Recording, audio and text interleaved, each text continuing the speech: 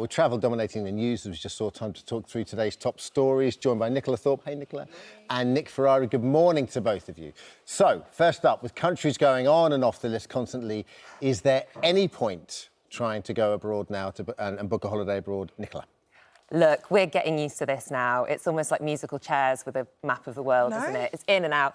But it's worth remembering it's not just holidays that people are returning from. People might have been going to visit family or attending funerals around the world. So as much as people might roll their eyes and say, oh, well, if you can afford to go on a holiday or if you're being frivolous, you know, so what about the 14-day quarantine? There are people who have gone on essential travel visits that will have to stay at home for 14 days, possibly without any pay. Yeah. It's unbelievable because, like, so many people have come back from, say, Portugal. That has now been lifted. Could those people kind of go back to Portugal and then come back and not have to quarantine? I wonder if there's an IOU system. I don't know. I wish I knew. Maybe Portugal's where I should head to quickly before it goes back on the quarantine list. It does seem to be a little mean as well, that with the attitude of you, it kind of serves you right for booking a holiday in the first place, because people are booking a holiday in good faith. I don't know what you think about this, Nick. I don't know what you're hearing. People are booking holidays in good faith, going abroad to countries they're allowed to go to, and then it feels like the rug's been pulled from underneath them a little bit. Well, I'll be listening and watching Simon Calder with great interest, because I think he's going to have to be like Mystic Meg to try and predict where you can go. You're absolutely right. But there is a problem here, which the Transport Secretary Grant Shapps was explaining earlier on the radio, and this might worry your viewers, and I'm sorry to say this, but in countries such as Spain and in France, the numbers are increasing quite rapidly. And yet again, we probably need to give thanks for that bit of water called the English Channel, which at least means there's a border. Your question, should you do away with some... Look, I've been very lucky. I managed to get in and out of France down that travel bridge or corridor or whatever you want to call it, and I say got away with it. I obeyed the law and I got back in time. Maybe we take a leaf out of the Prime Minister's book. He's on the front page of one of the newspapers today. He's doing a staycation in a beautiful little house up on the Scottish coast. Maybe we have to look. And the added bonus there is, of course, you're keeping your holiday pounds within the United Kingdom. Goodness knows businesses can do with that.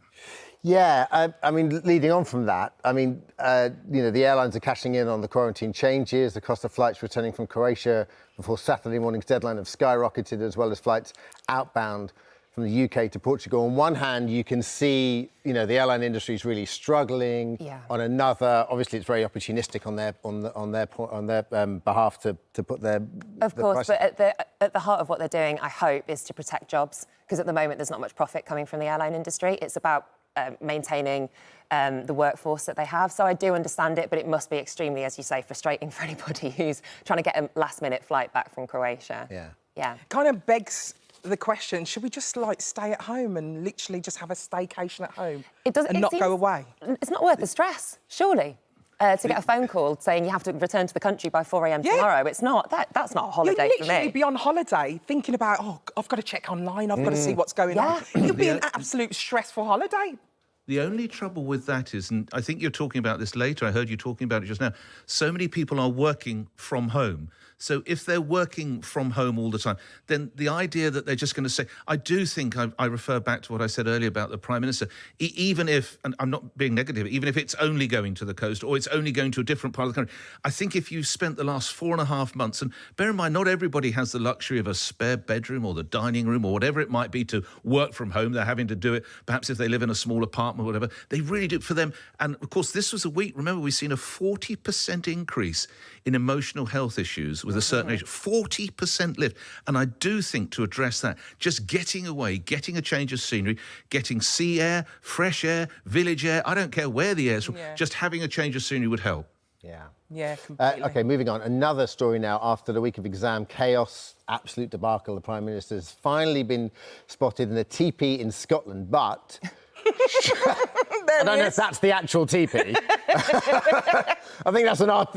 It is. I thought that was an artist interpretation. No. It's on the edge of a cliff. Be careful, Boris. Wow. Be careful.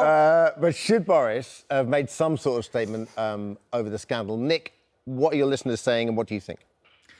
My listeners, OK, I'll be honest with you, my listeners were highly critical and they don't think, most of them, I would say, probably think should not have had a holiday. I'm afraid in this instance I disagree with them. He should have made a statement. I absolutely agree with you.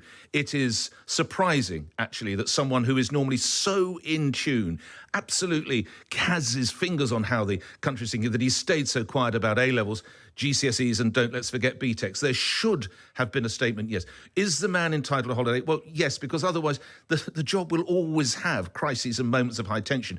You're just going to have prime ministers, and I say this whatever party they're from, you're just going to have men or women who are continually burnt out and unable to perform at that level. So statement, yes. Holiday, yes, he should have had one. Is it really that surprising that he hasn't made a statement? I mean, there seems to be a culture among this current government, particularly it's a kind of boys' club-esque thing where they don't really comment on other people's mistakes. Look at what happened with Cummings. I'm sure he made a statement, Boris did. I mean, he didn't have the choice not to, really.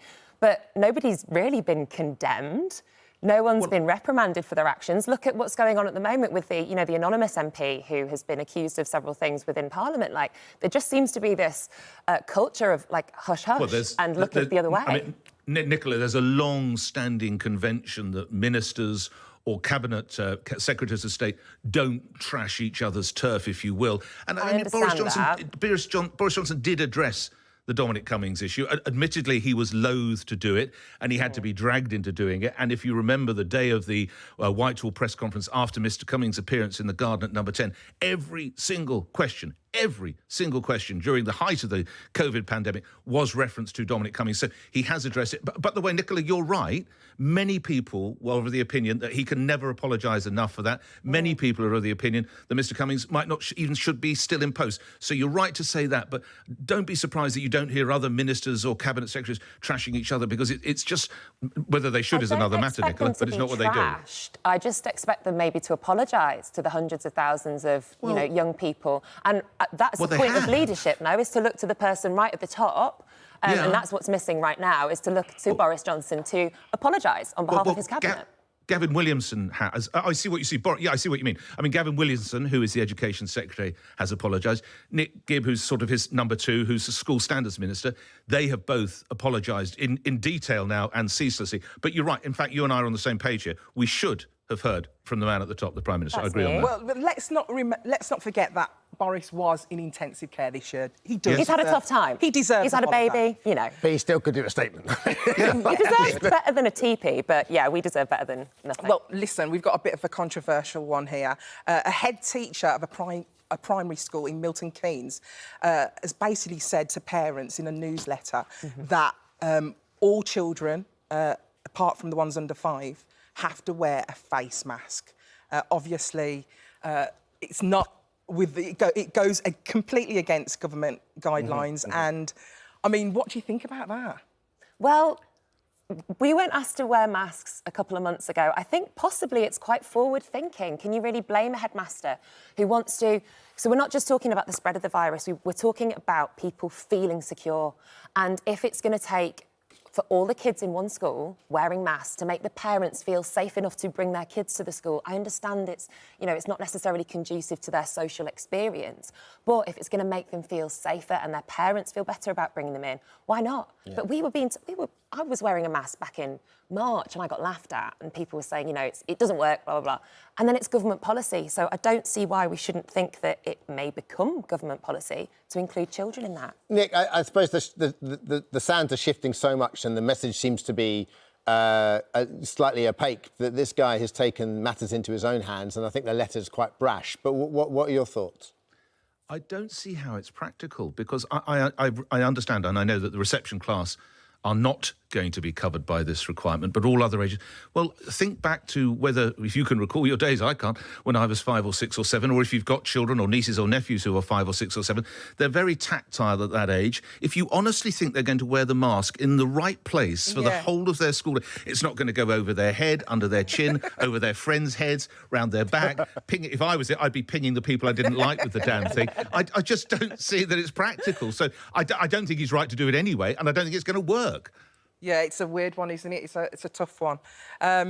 Anyway, finally, you might be able to get a pill for a hangover.